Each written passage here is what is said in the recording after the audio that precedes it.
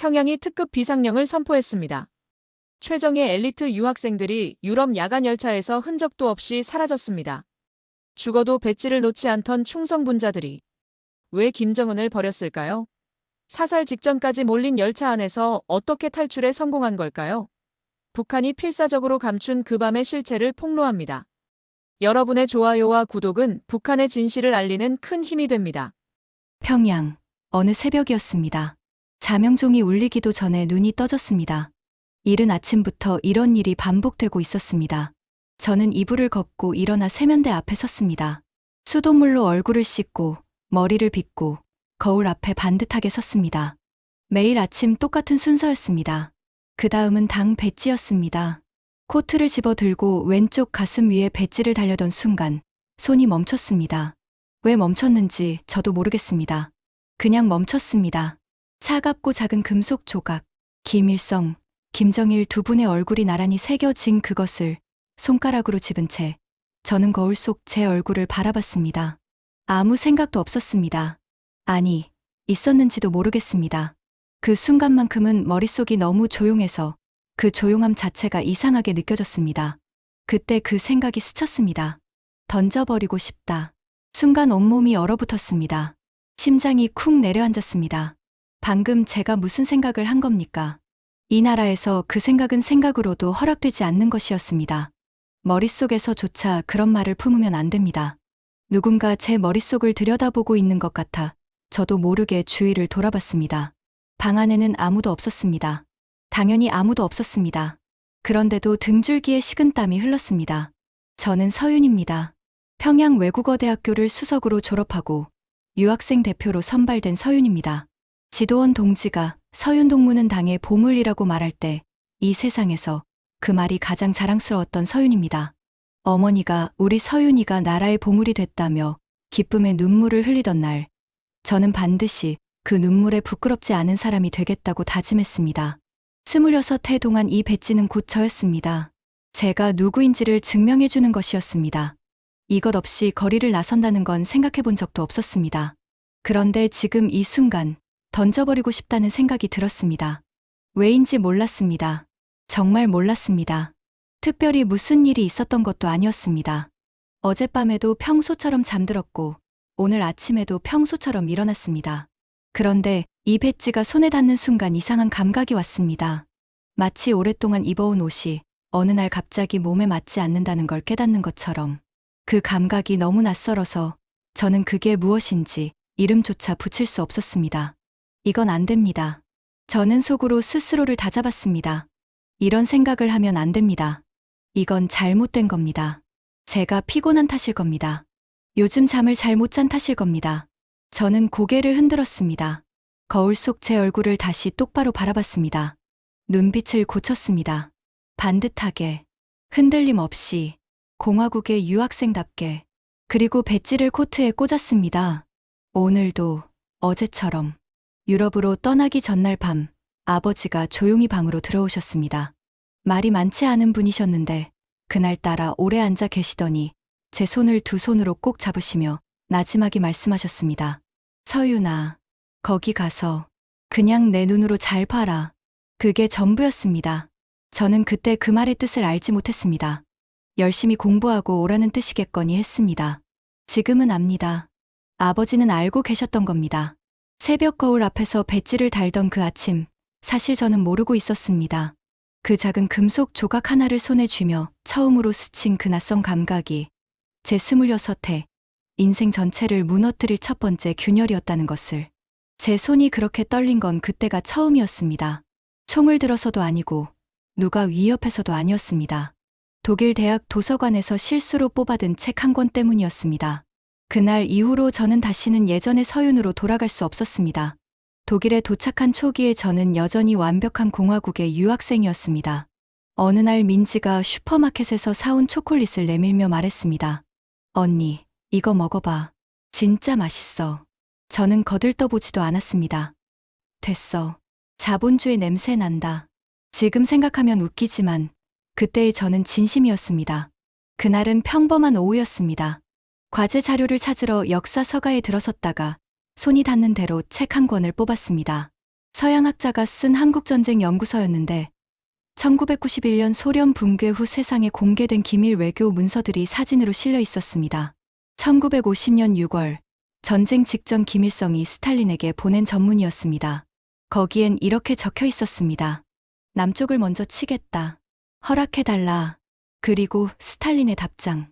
허락한다. 저는 그 자리에서 굳어버렸습니다. 우리가 배운 것은 달랐습니다. 미제국주의자들이 먼저 쳐들어왔고 우리 인민군이 영웅적으로 맞서 싸웠다고 배웠습니다. 저는 그것을 숨 쉬듯 믿어왔습니다. 그런데 지금 제 눈앞에 러시아어로 된 원본 문서가 있었습니다. 번역이 필요 없었습니다. 저는 러시아어를 읽을 수 있었으니까요. 손이 떨리기 시작했습니다. 구역질이 올라왔습니다. 책을 덮었습니다. 그런데 손이 다시 펼쳤습니다. 3번, 4번. 읽으면 읽을수록 활자들이 가슴팍을 파고드는 것 같았습니다. 26해 동안 배운 것들이, 외운 것들이, 목이 터져라 외쳐온 것들이 한 페이지 안에서 전부 무너지고 있었습니다. 이건 그냥 역사 이야기가 아니었습니다. 이건 제 아버지가, 제 어머니가, 제 나라 전체가 평생 속아온 이야기였습니다. 자리로 돌아와 과제 자료를 폈습니다. 글자가 눈에 들어오지 않았습니다. 이건 조작이야. 서방이 만들어낸 거짓말이야. 속으로 소리를 질렀습니다. 그런데 그 소리가 점점 작아졌습니다. 아무리 외쳐도 그 문서 속 활자들은 사라지지 않았습니다. 그날 저녁, 룸메이트 안나가 노트북으로 한국 드라마를 보고 있었습니다. 지나치려다 화면에서 눈을 뗄 수가 없었습니다. 어머니가 냉장고 문을 열자 음식이 넘쳐 흘렀습니다. 반찬통이 층층이 쌓여 있고, 과일이 있고, 선반마다 크고 작은 포장들이 가득했습니다. 드라마 속 딸이 냉장고를 들여다보며 툴툴거렸습니다. 엄마, 먹을 게 하나도 없잖아. 그 말이 비수처럼 꽂혔습니다. 저는 하루 두 끼도 버거웠던 평양의 겨울을 떠올렸습니다. 그 순간 숨이 턱 막혔습니다. 우리가 지옥에 살고 있었구나. 저건 선전이야. 꾸며낸 거야. 그런데 입안에서 그 말들이 녹아내렸습니다. 도서관에서 본 그 문서가 다시 떠올랐습니다. 두 개가 겹쳤습니다. 저는 방으로 들어가 문을 잠갔습니다. 며칠 후 안나가 점심을 먹다 아무렇지도 않게 물었습니다. 야, 서윤. 근데 너희는 왜 인터넷을 자유롭게 못 써? 왜 여행을 마음대로 못 가? 저는 그 자리에서 아무 말도 하지 못했습니다. 평생 준비해온 대답들이 전부 입안에서 녹아 사라졌습니다. 안나는 제가 말이 없자 어깨를 으쓱하고는 그냥 다른 얘기를 시작했습니다. 하지만 저에게 그 3초는 26해를 뒤흔든 순간이었습니다. 그날 밤 도서관 화장실 거울 앞에 섰습니다. 당 배지가 달린 코트, 반듯하게 빗어 올린 머리. 거울 속 얼굴이 낯설었습니다. 평양 새벽, 거울 앞에서 손을 멈추던 그 아침이 떠올랐습니다. 그때는 이름 붙일 수 없었던 그 감각이 지금 이 순간 비로소 이름을 갖기 시작했습니다. 저는 세면대를 두 손으로 붙잡고 속으로 인정했습니다. 내가 이런 사실을 전혀 모르고 북한에서 죽었으면 어쩔 뻔했나. 눈을 떠버리니 이제 옛날로는 못 돌아가겠다. 마치 한번 금이 간 그릇처럼 그 금은 이제 조용히 번져가기 시작했습니다. 세상에는 두 가지 종류의 사람이 있다고 생각했습니다. 혁명을 믿는 사람과 아직 혁명을 모르는 사람. 저는 당연히 전자였습니다. 그리고 민지와 혜주도 그렇다고 믿었습니다. 우리 셋은 같은 학교에서 같은 교육을 받고 같은 나라에서 선발된 유학생들이었으니까요. 그런데 그게 아니었습니다. 우리 셋은 각자 혼자서 이미 오래전부터 같은 균열을 품고 있었던 겁니다. 민지의 일이 먼저였습니다. 기숙사 복도에서 민지를 마주쳤을 때 그 얼굴이 이상했습니다. 헬쑥하다 못해 창백했고 눈 밑이 거뭇했습니다. 밥은 먹었냐고 물으려다 민지가 먼저 제 팔을 잡아 끌었습니다. 방 안으로 들어가 문을 잠그더니 한참 동안 아무 말도 하지 않았습니다. 창밖을 보다가 바닥을 보다가 그러다 떨리는 목소리로 말했습니다. 언니, 나 이제 죽었어. 알고 보니 민지는 몇 달 전부터 몰래 한국 온라인 게임에 접속하고 있었습니다. 독일에서는 그게 가능했으니까요. 계정을 만들고 다른 나라 사람들과 게임을 하고 한국어로 채팅을 나눴습니다. 별것 아닌 것처럼 들리지만 우리나라에서 그건 사상 오염이었습니다. 그런데 며칠 전 보안원에게서 연락이 왔다고 했습니다. IP 추적에 걸린 겁니다. 귀국하는 즉시 조사를 받아야 한다고. 민지는 그 말이 무엇을 뜻하는지 알고 있었습니다. 조사는 끝이 아니라 시작이었습니다. 그 다음에 무엇이 오는지도 수용소였습니다. 아니면 그보다 더 나쁜 것이었습니다. 민지는 그걸 알면서 사흘째 밥을 못 먹고 있었던 겁니다. 저는 뭐라고 말해야 할지 몰랐습니다. 민지의 손이 제 손 위에서 떨리고 있었습니다. 저는 그냥 그 손을 잡고 있었습니다. 혜주의 편지는 그로부터 일주일 뒤에 왔습니다. 혜주가 화장실에서 나오지 않는다는 말을 민지에게 듣고 문을 두드렸습니다.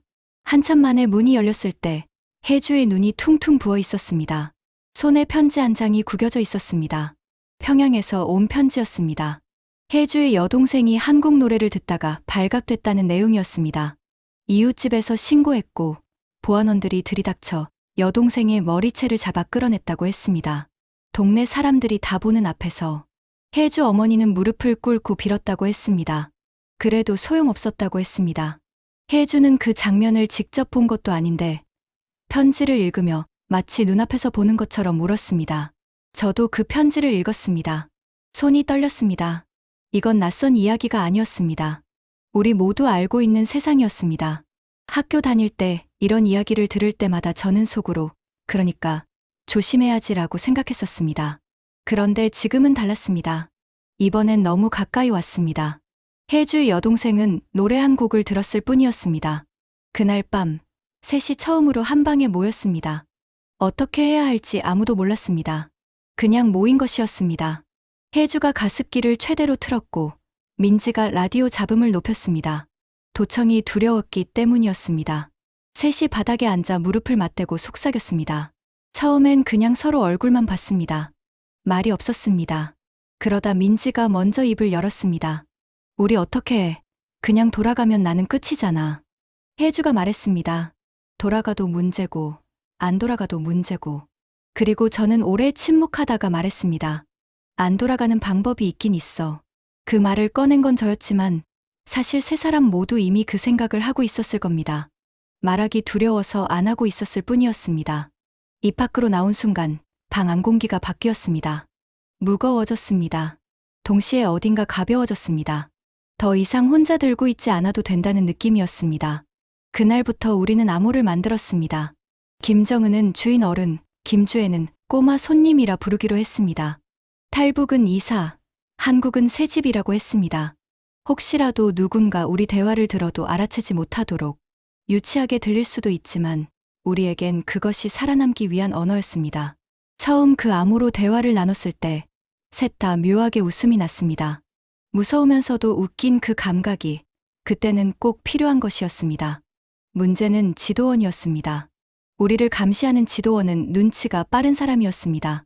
유학생들이 조금이라도 이상한 낌새를 보이면 바로 알아챘습니다. 실제로 몇 달 전에 다른 유학생 하나가 지도원에게 불려가 몇 시간 동안 조사를 받은 일이 있었습니다. 이유는 모르겠지만 그 유학생은 그 후로 우리와 눈을 마주치지 않았습니다. 저는 며칠을 고민하다가 한 가지 방법을 생각해냈습니다. 어느 날 저녁 지도원 방 문을 두드렸습니다. 봉투 하나를 내밀었습니다. 안에는 고사양 그래픽 카드 하나와 한국 드라마가 가득 담긴 외장하드가 들어 있었습니다. 지도원의 눈이 커졌습니다. 제가 말했습니다. 평양에선 구경도 못하는 겁니다. 동지가 고생이 많으셔서요. 지도원은 잠시 저를 바라보다가 봉투를 받아들었습니다. 그 순간 그는 공범이 됐습니다. 우리를 의심하기 어려운 사람이 됐습니다. 죄책감이 없었다고 하면 거짓말이겠지만 두려움이 더 컸습니다. 낮에는 여전히 모범 유학생이었습니다. 아침 조회에서 가장 큰 소리로 구호를 외쳤고 지도원과 마주치면 먼저 인사했습니다. 수업에서 발표할 때는 당의 정책을 인용했습니다. 아무것도 바뀌지 않은 것처럼 보였습니다. 밖에서 보면 완벽한 공화국의 유학생 셋이 사이좋게 지내는 모습이었을 겁니다. 그런데 밤이 되면 달랐습니다.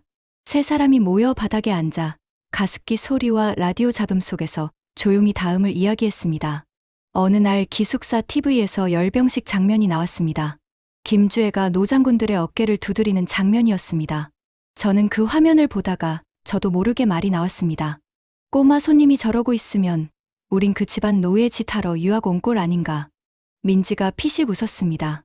혜주는 웃지 않았습니다. 다만 고개를 끄덕였습니다. 그 고개 끄덕임이 어떤 말보다 무거웠습니다. 우리 셋은 그렇게 같은 곳을 바라보기 시작했습니다.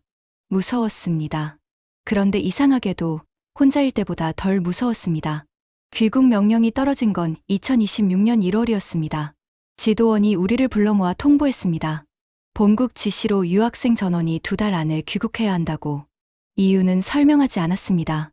원래 이유 같은 건 없었습니다. 명령이 오면 따르는 것이었습니다.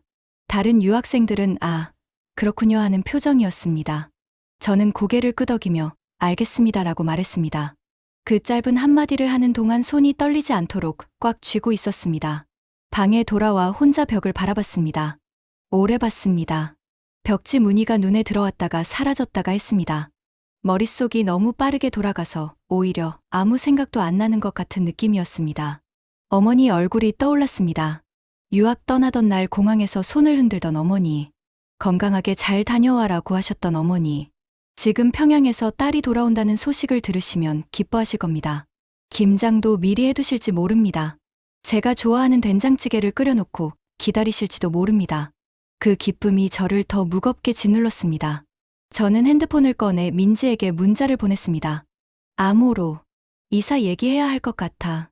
그날 밤 3시 다시 모였습니다. 분위기가 달랐습니다. 전에는 막연한 이야기였습니다. 언젠가, 어쩌면, 만약에. 그런데 이제 시간이 정해졌습니다. 2달.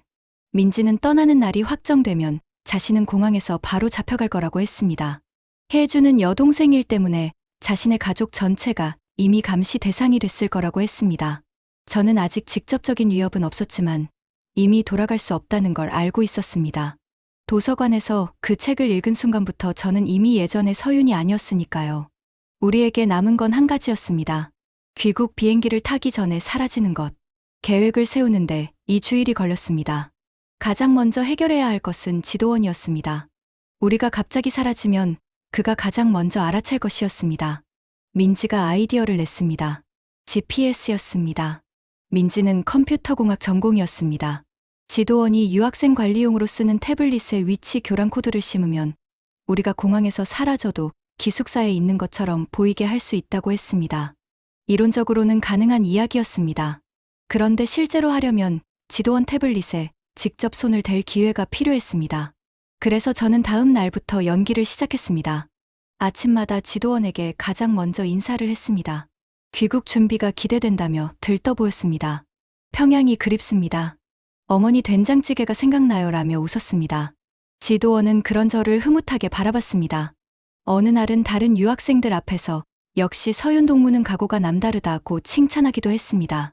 저는 그 말을 들으며 허리를 굽혀 인사했습니다. 연기를 하면서도 저는 속으로 생각했습니다. 이 사람도 어딘가에 가족이 있겠지. 그런데 그 생각을 빨리 지워야 했습니다. 흔들리면 안 됐습니다. 기회는 생각보다 빨리 왔습니다. 사흘 후, 지도원이 저에게 태블릿 번역을 부탁했습니다. 독일어 서류였습니다. 저는 태블릿을 받아 들고 번역하는 척하면서 민지가 미리 만들어준 파일을 몰래 심었습니다. 20초도 안 걸리는 일이었습니다. 그런데 그 20초가 평생 중 가장 긴 시간처럼 느껴졌습니다. 심장이 터질 것 같았습니다. 손이 흔들리지 않도록 테이블 모서리를 발로 꽉 눌렀습니다. 번역을 마치고 태블릿을 돌려드리면서 감사합니다라고 말했을 때 그 말이 이렇게 공허하게 들린 적이 없었습니다. 민지는 그날 밤 화장실에서 토했습니다. 긴장이 풀리면서 그렇게 됐다고 했습니다. 혜주가 등을 두드려줬습니다. 저는 문 밖에서 기다리면서 우리가 정말 이 일을 하고 있구나 하는 생각이 들었습니다. 돌이킬 수 없는 선을 넘고 있다는 것도 알았습니다. 다음 문제는 변장이었습니다. 공항에서 우리를 알아볼 사람이 있을 수 있었습니다. 함께 유학 온 다른 학생들, 혹시 기다리고 있을지 모를 보안 인력, 최대한 달라 보여야 했습니다. 주말에 셋이 따로따로 유럽 중고 의류점에 들어갔습니다. 각자 다른 나라 사람처럼 보일 옷을 골랐습니다. 저는 베이지색 롱코트와 책 넓은 모자를 샀습니다. 민지는 후드 집업과 청바지를 골랐습니다. 혜주는 한참을 망설이다가 붉은 계열 스웨터와 안경을 샀습니다. 그런데 혜주가 바이올린 케이스를 놓지 않겠다고 했습니다. 처음에는 제가 말렸습니다. 눈에 띈다고, 들고 다니기 불편하다고, 위험할 수 있다고. 혜주는 고개를 저었습니다. 언니, 이게 내 인생에서 내가 진짜 잘한 것 중에 유일한 거야.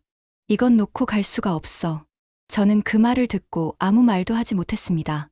바이올린이 무엇을 뜻하는지 알았기 때문이었습니다. 나라에서 배정해준 악기가 아니라 혜주가 유럽에 와서 처음으로 스스로 선택한 것이었습니다.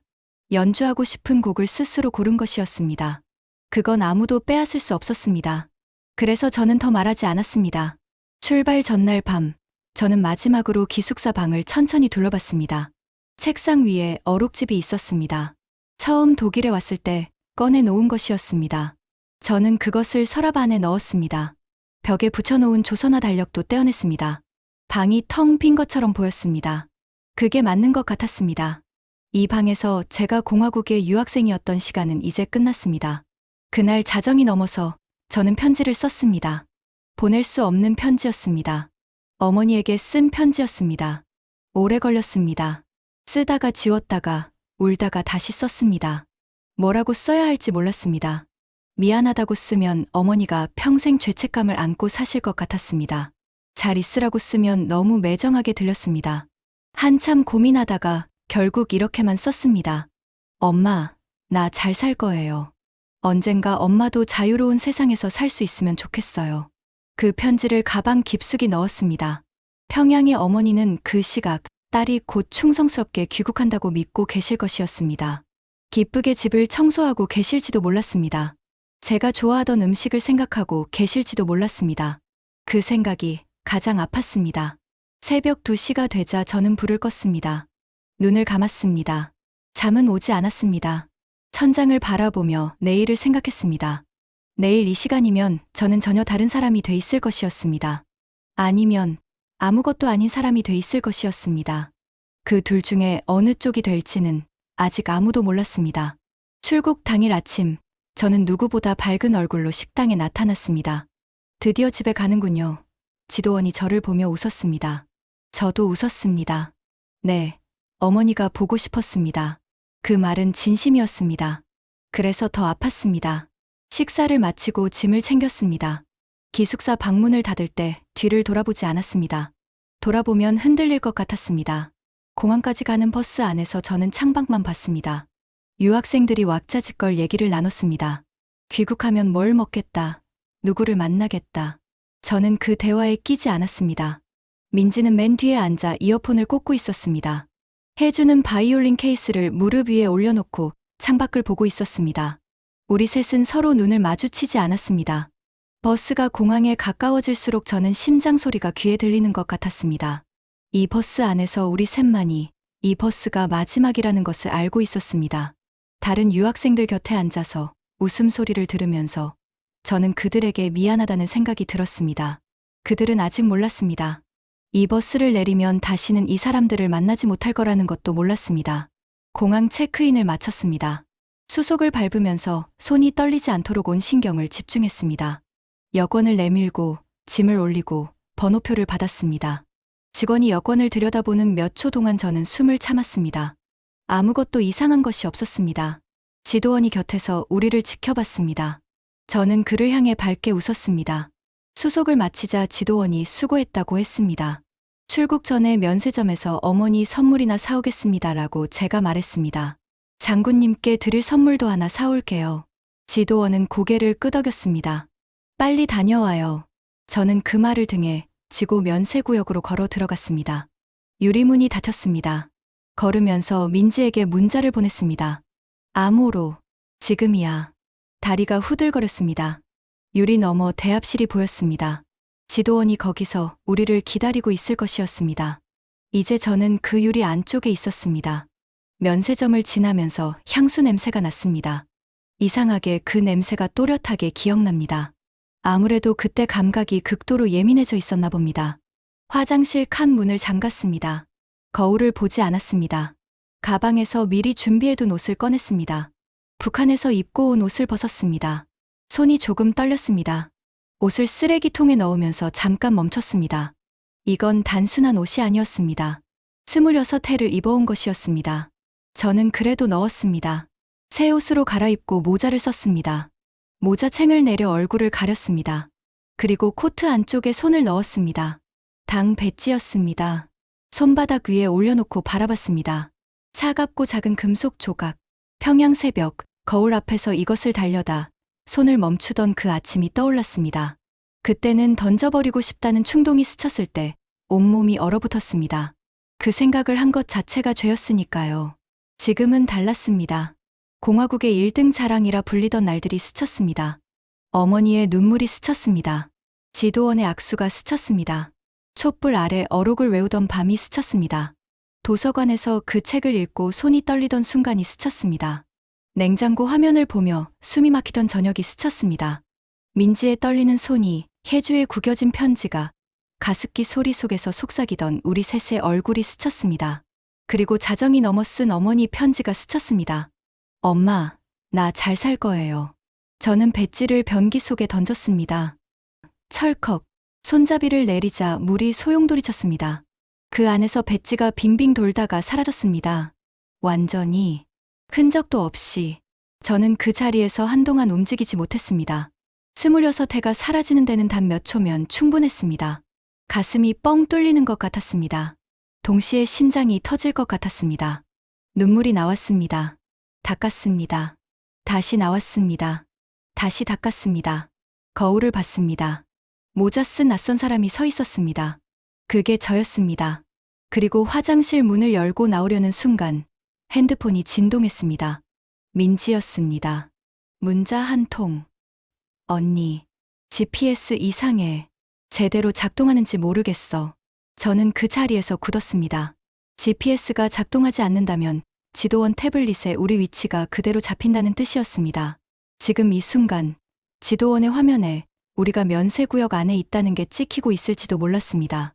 이미 찍혀 있을지도 몰랐습니다. 머릿속이 빠르게 돌아갔습니다. 되돌아갈 수 없었습니다. 체크인도 이미 마쳤고 짐도 이미 붙였습니다. 이제 유일한 방법은 앞으로 가는 것뿐이었습니다. 저는 핸드폰을 꽉 쥐었습니다. 그리고 문자를 보냈습니다. 그냥 가. 이제 돌이킬 수 없어. 화장실 문을 열고 나왔습니다. 그 순간이었습니다. 화장실 입구 바로 앞에 누군가 서 있었습니다. 지도원이었습니다. 저는 심장이 멎는 줄 알았습니다. 그런데 지도원은 핸드폰을 들여다보고 있었습니다. 태블릿이 아니라 핸드폰이었습니다. 저를 보지 않았습니다. 저는 모자를 더 깊게 눌러쓰고 고개를 숙인 채 그의 옆을 지나쳤습니다. 외국인 여행객처럼 걸었습니다. 빠르지도 느리지도 않게 등에서 식은 땀이 흘렀습니다. 10걸음, 20걸음, 뒤에서 아무 소리도 나지 않았습니다. 30걸음, 그제야 숨을 내쉬었습니다. 지도원이 핸드폰만 들여다보고 있었다는 건 태블릿 화면에 우리가 아직 기숙사에 있는 것으로 표시되고 있다는 뜻이었습니다. GPS가 이상한 게 아니라 민지가 너무 긴장해서 오작동인 줄 착각한 것이었습니다. 민지가 해냈습니다. 저는 속으로 민지에게 고마움을 보냈습니다. 민지와 혜주가 각자 다른 입구에서 나오는 게 보였습니다. 눈을 마주쳤습니다. 아무 말도 하지 않았습니다. 할 필요가 없었습니다. 셋이 각자 다른 방향으로 게이트를 향해 걸어갔습니다. 저는 에어팟을 꽂고 유럽 여행객처럼 걸었습니다. 느리지도 빠르지도 않게 주위를 두리번거리지 않으면서 게이트까지 300m쯤 됐습니다. 저는 발걸음을 세면서 걸었습니다. 50, 100, 150. 이제 절반이었습니다. 면세점 창문에 비치는 제 모습이 보였습니다. 저도 모르게 걸음이 조금 빨라졌습니다. 다시 늦췄습니다. 자연스럽게, 아무렇지도 않은 사람처럼. 200, 250. 그런데 그때였습니다. 서윤 동무. 뒤에서 익숙한 목소리가 들렸습니다. 지도원이었습니다. 심장이 멎는 것 같았습니다. 저는 멈추지 않았습니다. 걸음을 늦추지도 않았습니다. 여권을 꺼내 게이트 직원에게 내밀었습니다. 서윤 동무. 소리가 다시 들렸습니다. 더 가까웠습니다. 직원이 여권을 스캔했습니다. 찍. 소리가 났습니다. 직원이 여권을 돌려줬습니다. 저는 게이트를 통과했습니다. 문이 닫혔습니다. 지도원의 목소리가 유리 너머로 사라졌습니다. 저는 그제야 숨을 내쉬었습니다. 몇 분을 그렇게 서 있었습니다. 복도 끝에서 비행기 탑승을 알리는 방송이 흘러나왔습니다. 저는 발걸음을 옮겼습니다. 복도 창문 너머로 비행기가 보였습니다. 저 비행기를 타면 돌아올 수 없었습니다. 저는 그것을 알면서 걸었습니다. 속으로만 말했습니다. 지도원 동지, 미안하지만 내 선물은 자유로 정했습니다. 그 말을 하면서 저는 비로소 실감했습니다. 제가 공화국의 유학생이었던 시간이 끝났다는 것을. 이제부터 저는 제가 선택한 삶을 사는 사람이었습니다. 그게 어떤 삶이 될지는 아직 몰랐습니다. 다만 이것 하나는 알았습니다. 제 손으로 고른 삶이라는 것을. 비행기가 이륙하는 순간 저는 눈을 감았습니다. 민지가 옆에 앉아 있었습니다. 혜주는 두 줄 뒤에 있었습니다. 우리는 각자 다른 이름으로 다른 좌석을 예약했습니다. 혹시 모를 일에 대비해서였습니다. 비행기가 구름 위로 올라가자 민지가 제 손을 살짝 잡았다가 놓았습니다. 아무 말도 하지 않았습니다. 그것으로 충분했습니다. 창밖으로 구름이 보였습니다. 아래는 이미 아무것도 보이지 않았습니다. 저는 그 하얀 구름을 한참 바라봤습니다. 저 아래 어딘가에 평양이 있겠지. 어머니가 있겠지. 그 생각을 하다가 눈을 감았습니다. 제3국 환승공항에 내렸습니다. 처음으로 숨을 제대로 내쉬었습니다. 공항 대합실 의자에 앉아서 한동안 아무것도 하지 않았습니다. 쫓겨나지 않았습니다. 잡히지 않았습니다. 아직 살아 있었습니다. TV 화면에 서울 야경이 나오고 있었습니다. 한강 위에 반짝이는 불빛들. 저는 그 화면을 멍하니 바라봤습니다. 저게 서울이구나. 저게 같은 말을 쓰는 사람들이 사는 곳이구나. 혜주가 작은 목소리로 말했습니다. 예쁘다. 민지도 말했습니다. 우리 저기 가는 거 맞지? 저는 고개를 끄덕였습니다. 한국 영사관에 첫 연락을 취한 것도 그 공항에서였습니다. 미리 알아둔 연락처로 문자를 보냈습니다. 우리가 누구인지, 어디에 있는지, 무엇을 원하는지. 문자를 보내고 나서 핸드폰을 손에 쥔 채 기다렸습니다. 1분이 3분처럼 느껴졌습니다. 그러다 답장이 왔습니다. 오후에 통화를 하기로 했습니다. 통화가 시작됐을 때 상대방은 한국어를 했습니다. 억양이 달랐습니다. 나만 억양이었습니다. 드라마에서 들어본 것과 같은 억양이었습니다. 그 목소리를 듣는 순간 묘하게 울컥했습니다. 같은 언어를 쓰는 사람이 저편에 있다는 사실이 그때는 그렇게 뭉클할 수가 없었습니다. 통화가 끝나고 민지가 말했습니다. 이제 진짜 시작됐네. 혜주는 바이올린 케이스를 가슴에 꼭 끌어안았습니다.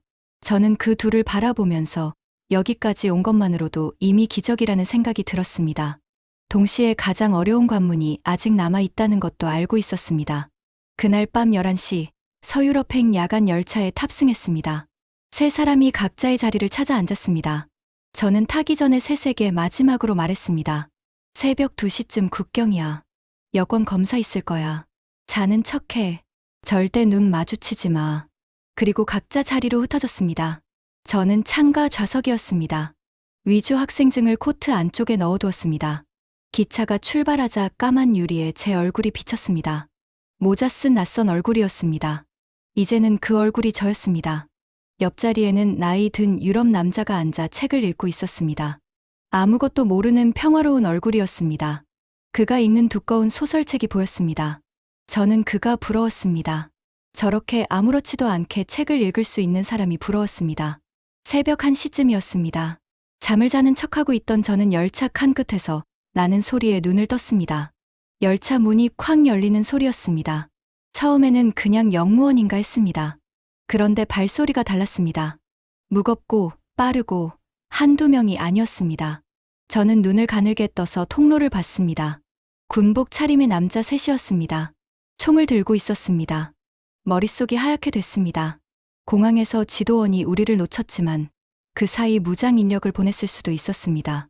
GPS 교란이 중간에 풀렸을 수도 있었습니다. 민지가 보낸 그 문자가 떠올랐습니다. GPS 이상해. 저는 그 생각들이 머릿속에서 폭발하는 것을 느꼈습니다. 민지를 봤습니다. 민지는 이미 눈을 뜨고 있었습니다. 손톱이 하얗게 될 때까지 제 손목을 틀어쥐었습니다. 혜주 쪽을 볼 수가 없었습니다. 고개를 돌리면 티가 날 것 같아서였습니다. 저는 창밖을 보는 척하면서 숨을 참았습니다. 남자들이 통로를 걸어오기 시작했습니다. 한 칸, 두 칸. 저는 속으로 숫자를 셌습니다. 총구가 통로를 향한 채 걸어왔습니다. 열차 안다른 승객들도 불안한 눈빛으로 그들을 바라봤지만 아무도 말하지 않았습니다. 저는 속으로 생각했습니다. 여기서 잡히면 끝이다. 총 맞는다. 아니면 그것보다 더 나쁜 곳으로 끌려간다. 눈을 감았습니다. 기도했습니다. 종교가 없었지만 기도했습니다. 지나가게 해달라고. 제발 지나가게 해달라고. 어머니 얼굴이 떠올랐습니다. 지금 죽으면 어머니는 딸이 어떻게 됐는지 평생 모를 것이었습니다. 발소리가 우리 칸 앞에서 멈췄습니다. 심장이 멎었습니다. 민지가 손목을 더 꽉 쥐었습니다. 저는 눈을 꼭 감았습니다. 1초가 1년처럼 느껴졌습니다. 그런데 발소리가 다시 움직이기 시작했습니다. 지나쳤습니다.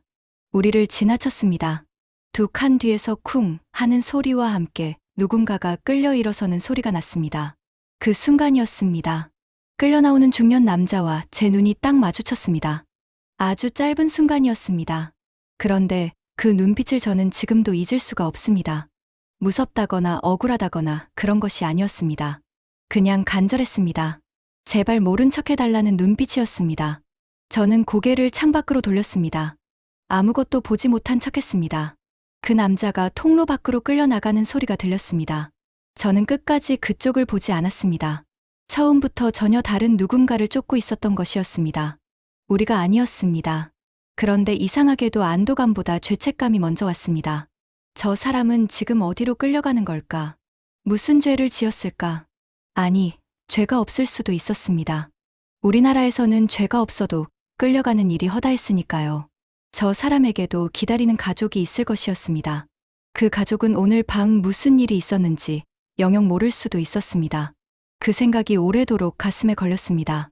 어딘가에서 누군가가 끌려가야 내가 살 수 있는 세상. 저는 그 세상에서 26해를 살았습니다. 민지가 그제야 제 손목을 놓았습니다. 혜주가 손으로 입을 틀어막았습니다. 울음인지 웃음인지 알 수 없는 소리가 새어나왔습니다. 민지가 속삭였습니다. 나 오줌 쌀 뻔했어. 저는 아무 말도 못하고 그냥 웃었습니다. 손도 아직 떨리고 다리도 후들거리는데 웃음이 나왔습니다. 생사의 경계에서 터진 떨리는 웃음이었습니다. 열차 안다른 승객들도 언제 그랬냐는 듯 다시 잠들거나 핸드폰을 들여다보기 시작했습니다. 아무도 우리가 무슨 일을 겪고 있는지 몰랐습니다. 새벽 2시 반, 국경수비대의 여권 검사가 시작됐습니다. 제복 입은 수비대 2명이 칸을 돌았습니다. 저는 에어팟을 꽂고 잡지를 무릎 위에 펼쳐 놓았습니다. 잠이 덜 깬 사람처럼 눈을 반쯤 감았습니다. 수비대가 저 앞에 섰습니다. 여권을 내밀었습니다. 그가 여권을 펼쳤습니다. 들여다봤습니다. 이 몇 초가 오늘 중에 가장 긴 몇 초였습니다. 무릎 아래 손은 쉬지 않고 떨렸습니다. 땅! 수비대가 여권을 돌려줬습니다. 기차가 다시 달리기 시작했습니다. 민지는 화장실로 달려갔습니다. 혜주는 바이올린 케이스에 이마를 댔습니다. 모두 잠든 새벽 4시, 저는 혼자 창밖을 바라봤습니다. 유럽의 작은 마을들이 어둠 속에서 불빛을 내고 지나갔습니다. 집집마다 불이 꺼져 있었습니다. 이 시각 저 집 안에서 잠들어 있는 사람들은 내일 아침 일어나면 어제와 똑같은 하루를 살 것이었습니다. 아무것도 두려워하지 않고 저는 그 평범함이 그때처럼 간절하게 소망스러웠던 적이 없었습니다. 저는 그 불빛들을 보면서 속으로 말했습니다. 이건 배신이 아니야. 이건 구원이야. 그 말을 하는 순간 처음으로 조금 울었습니다. 공항에서도 열차에서도 참았던 눈물이었습니다. 조용히 아무도 모르게 울었습니다. 창밖을 향해서 여러분, 한국 대사관 문 앞에 서본 적 있으세요? 저는 그날 그 문 앞에서 한참을 서 있었습니다. 배를 누르면 되는데 그 짧은 동작 하나가 그렇게 어렵더라고요. 제가 그때 32살이었는데 살면서 그렇게 손이 떨린 적이 없었습니다. 제가 그때 서 있던 곳은 유럽의 한 도시였습니다. 도시 이름은 말씀드리기 어렵습니다. 아직 그곳에 남아있는 분들이 계시기 때문입니다. 조용한 골목 안쪽에 있는 건물이었는데 문 앞에 태극기가 걸려 있었습니다. 저는 그 태극기를 한참 바라봤습니다. 북한에서 자란 저한테 그 깃발은 원수의 나라 깃발이었습니다. 교과서에서 그렇게 배웠으니까요. 여러분도 아시다시피 6.25 이후로 우리가 얼마나 오래 서로를 원수로 가르쳐 왔겠어요. 그런데 그날 그 깃발 앞에 서니까 이상하게 눈물이 났습니다. 무서워서 나오는 눈물인지 반가워서 나오는 눈물인지 저도 잘 몰랐습니다. 저 혼자가 아니었습니다. 민지와 혜주도 함께였습니다. 셋이 골목 입구에 잠깐 멈췄습니다. 혜주가 바이올린 케이스를 두 팔로 꼭 안았습니다. 민지가 말했습니다. 우리 이거 맞아? 진짜 저기로 가는 거야? 저도 확신이 없었습니다. 뒤에서 누군가 우리를 쫓아오는 건 아닌지, 혹시 덫이 아닌지, 별 생각이 다 들었습니다. 저는 그냥 고개를 끄덕이고 먼저 걸음을 떼었습니다. 뒤에서 민지와 혜주의 발소리가 들렸습니다. 셋이 함께 그 골목을 걸어 내려갔습니다. 문 앞에 서자 위에 달린 카메라가 보였습니다. 누군가가 저를 보고 있었습니다. 저는 카메라를 올려다 봤습니다. 그리고 벨을 눌렀습니다. 딩동 소리가 났습니다. 잠시 후 스피커에서 목소리가 들렸습니다. 어떻게 오셨어요? 한국어였습니다. 남한 억양이었습니다. 저는 목이 메었습니다. 말이 잘 나오지 않았습니다. 그래도 겨우 말했습니다. 저희는 북한에서 온 사람들입니다. 도움을 받고 싶습니다. 잠시 침묵이 있었습니다. 그 침묵이 얼마나 길었는지 모르겠습니다. 실제로는 몇 초였겠지만 저한테는 몇 분처럼 느껴졌습니다. 그러다 문이 열렸습니다.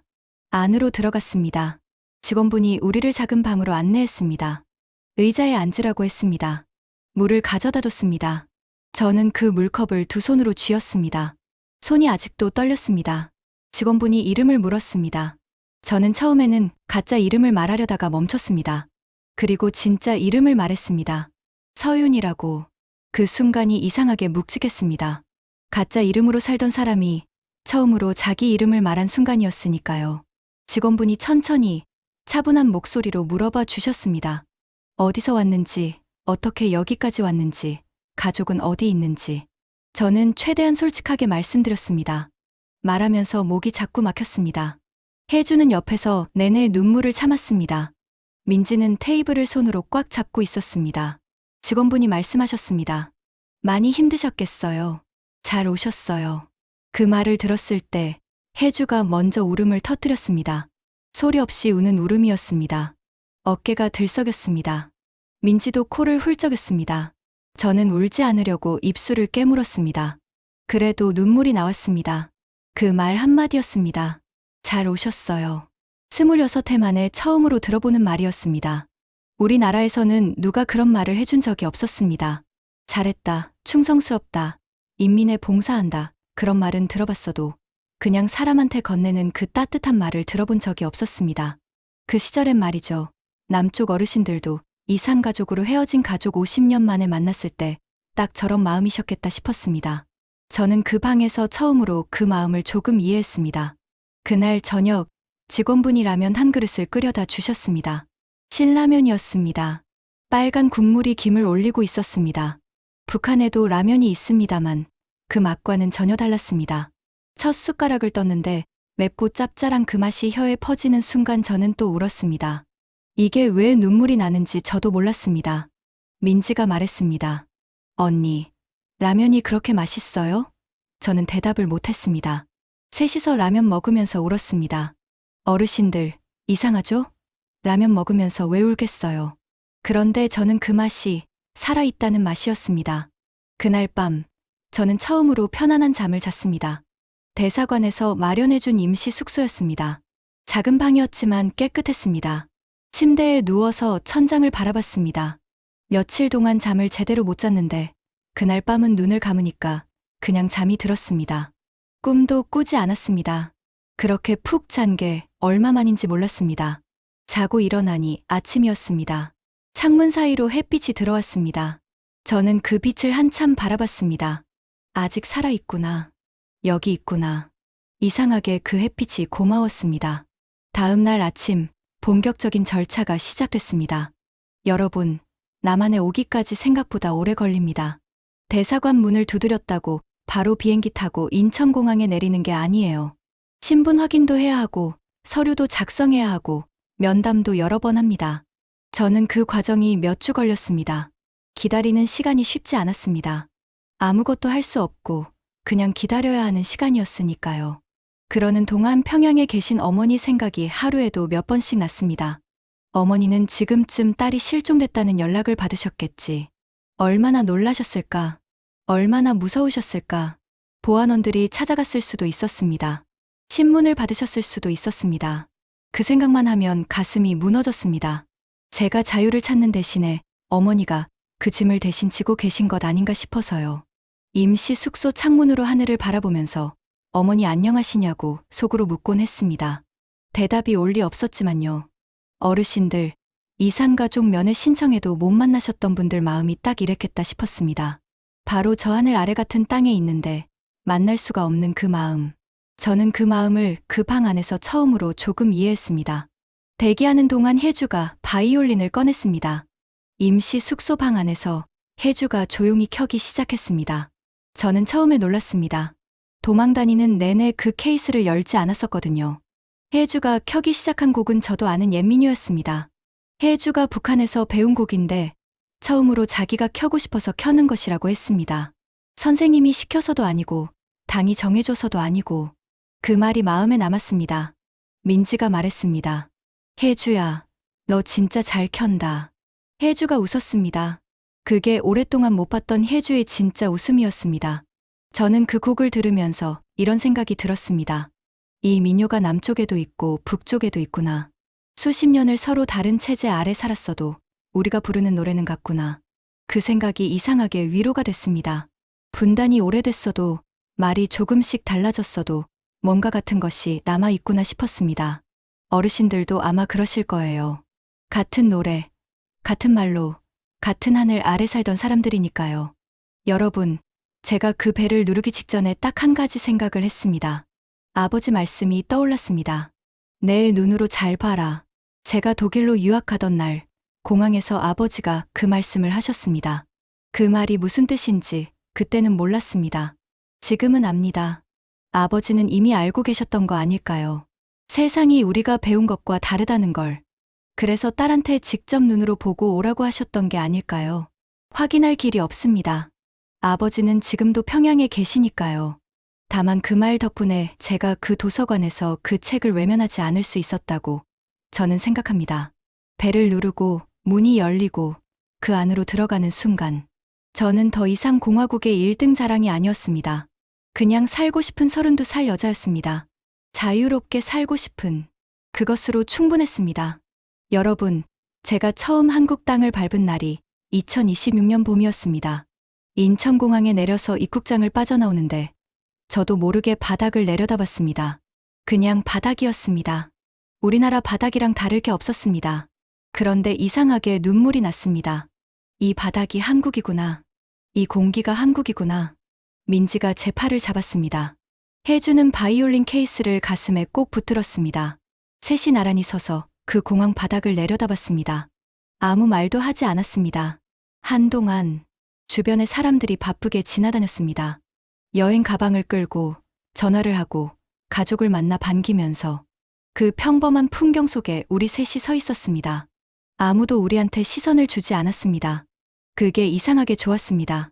처음에는 모든 게 너무 빠르게 돌아갔습니다. 하나원이라고 탈북민들이 처음에 머무르면서 적응 교육을 받는 곳이에요. 거기서 몇 달을 지냈습니다. 말하자면 학교 같은 곳인데 남한 생활을 처음부터 배우는 곳입니다. 쓰레기 분리수거하는 법, 버스 타는 법, 인터넷 쓰는 법. 어르신들, 이게 웃기게 들리실 수도 있어요. 다 큰 어른이 버스 타는 법을 배운다고. 그런데 저한테는 진짜 필요한 것들이었습니다. 북한에서는 이런 것들을 몰라야 했으니까요. 처음에는 버스 카드 충전하는 방법도 몰라서 옆에 계신 어르신한테 여쭤봤습니다. 그분이 친절하게 가르쳐 주셨습니다. 그 작은 친절이 그날은 왜 그렇게 고맙던지요. 처음으로 마트에 갔던 날이 기억납니다. 하나원 선생님이 대형 마트에 데려가 주셨습니다. 들어서는 순간 저는 그 자리에서 멈췄습니다. 진열대가 천장까지 가득 찬 물건들. 과자, 라면, 음료수, 과일, 고기.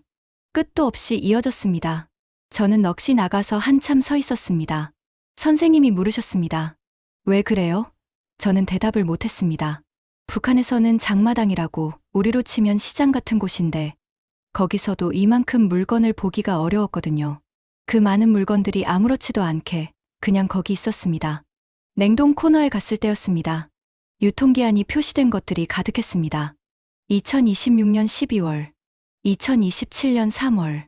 이 음식을 내년까지 먹어도 된다는 뜻이었습니다. 당연한 이야기처럼 들리시죠, 어르신들. 그런데 저한테는 당연하지 않았습니다. 북한에서 유통기한이 지난 음식을 먹어본 적이 한두 번이 아니었거든요. 그냥 먹을 수 있으면 먹었습니다. 그 숫자들이 저한테는 안전이라는 말로 보였습니다. 저는 그 진열대 앞에서 한참 서 있다가 라면 하나를 집어 들었습니다. 제일 작은 걸로 들고 나오면서 또 눈물이 났습니다. 편의점에 처음 혼자 들어갔던 날도 기억납니다. 밤 11시였습니다. 잠이 안 와서 숙소 밖을 나왔는데 바로 옆에 편의점이 있었습니다. 환하게 불이 켜져 있었습니다. 들어갔습니다. 점원 한 분만 계셨는데 저를 보고 그냥 웃으셨습니다. 저는 냉장고 앞에 서서 한참 있었습니다. 제가 마음대로 골라 살 수 있었습니다. 북한에서는 밤에 혼자 밖을 나다니는 것 자체가 허락이 필요한 일이었습니다. 그런데 여기서는 밤 11시에 혼자 편의점에 와서 음료수를 고릅니다. 이게 자유구나 싶었습니다. 거창한 자유가 아니라 이런 거구나 싶었습니다. 처음에 말 때문에 많이 당황했습니다. 같은 한국어인데 모르는 말이 너무 많았습니다. 어르신들도 요즘 젊은 사람들 말 가끔 못 알아들으실 때 있으시죠? 저는 그게 훨씬 심했습니다. 텔레비전을 켜면 반도 못 알아들었습니다. 외래어가 너무 많았습니다. 같은 나라 사람인데 저 혼자만 다른 나라 사람인 것 같은 기분이 들었습니다. 그게 생각보다 오래 힘들었습니다. 그래도 포기하지 않았습니다. 어르신들, 그 시절 피란 오신 분들도 낯선 땅에서 다시 시작하셨잖아요. 저는 그분들이 어떤 마음이셨는지 지금은 조금 알 것 같습니다. 민지가 말했습니다. 언니, 그래도 우리말 통하잖아. 그걸로 충분해. 그 말이 맞았습니다. 시간이 지나면서 조금씩 익숙해졌습니다. 민지는 지금 서울에서 정보보안 회사에 다닙니다. 독일에서 배운 것들이 여기서 빛을 발했습니다. 해주는 음악학원에서 바이올린을 가르칩니다. 처음으로 자기가 가르치고 싶은 곡을 가르치는 선생님이 됐습니다. 셋이 가끔 만나서 밥을 먹습니다. 그때마다 서로 얼굴을 보면서 웃습니다. 우리가 살아있구나 싶어서요. 그리고 잘 살고 있구나 싶어서요. 그런데 이상한 게 음식은 달랐습니다. 된장찌개를 처음 먹었을 때 어머니가 생각났습니다. 맛이 달랐습니다. 남한 된장이랑 북한 된장이 맛이 달라요. 그래도 뭔가 비슷한 냄새가 났습니다. 그 냄새에 어머니가 있었습니다. 어르신들, 고향 음식 냄새 맡으면 어릴 때 생각나시잖아요. 저는 된장찌개 냄새를 맡으면 평양이 생각납니다. 좋았던 기억들이 생각납니다. 어머니가 아침마다 끓여주시던 그 된장찌개. 그 냄새가 나는 아침이면 하루를 버틸 수 있었습니다. 좋지 않았던 것들이 있어도 그래도 그곳이 제 고향이었습니다. 지금 저는 서울에 살고 있습니다. 직장도 생겼습니다. 처음에는 아무도 제 이력을 알아주지 않았습니다. 평양에서 공부한 것, 독일에서 유학한 것, 다 소용이 없었습니다. 다시 처음부터 시작했습니다. 그게 억울하지 않다고 하면 거짓말이겠지만 지금은 괜찮습니다. 여기서는 제가 열심히 한 만큼 결과가 나오거든요. 그게 저한테는 아직도 놀랍습니다. 노력하면 된다는 것이 누가 정해준 게 아니라 제가 선택해서 사는 것이. 그리고 어머니 생각은 여전히 합니다. 지금도 하루에 한 번은 생각합니다. 어머니 지금 어떻게 계실까? 밥은 드시고 계실까? 제 때문에 힘드시지는 않을까? 그게 가장 무겁습니다. 자유를 얻었는데 마음이 온전히 가볍지 않은 이유가 거기 있습니다. 어르신들, 이산가족 분들 심정이 딱 이거겠구나 싶습니다. 살아있는데 만나지 못하는 것, 전화 한 통 못하는 것, 그게 얼마나 큰 일인지 저는 이제 압니다. 여러분, 마지막으로 드리고 싶은 말씀이 있습니다. 저는 북한에서 26해를 살았습니다. 거기가 제 고향이고 어머니가 거기 계십니다. 그 땅이 나쁘다고만 할 수 없습니다. 그 땅에도 좋은 사람들이 살고 있습니다. 다만 그 사람들이 자유롭지 못합니다. 제가 그랬던 것처럼 저는 그분들이 언젠가 자유롭게 사실 수 있기를 바랍니다. 그리고 그날이 오면 어머니를 만나러 가고 싶습니다. 어머니 손잡고 평양 옛 골목을 같이 걷고 싶습니다. 아무것도 두려워하지 않고 그 시절엔 말이죠. 6.25 이후에 갈라진 가족들이 언젠가는 만날 거라고 다들 믿었잖아요. 어르신들도 그 믿음으로 수십 년을 사셨을 거예요. 저도 그 믿음으로 살겠습니다. 통일이 되는 그날 우리 함께 기뻐할 수 있기를 바랍니다. 여러분이 이 이야기를 끝까지 들어주셔서 감사합니다.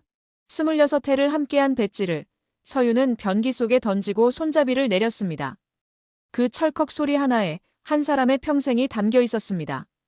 이 이야기를 끝까지 들어주신 여러분의 마음이 서윤에게 닿기를 바랍니다. 탈북의 길 끝에 서 있는 당신을 진심을 담아 응원합니다. 함께 해주셔서 감사합니다.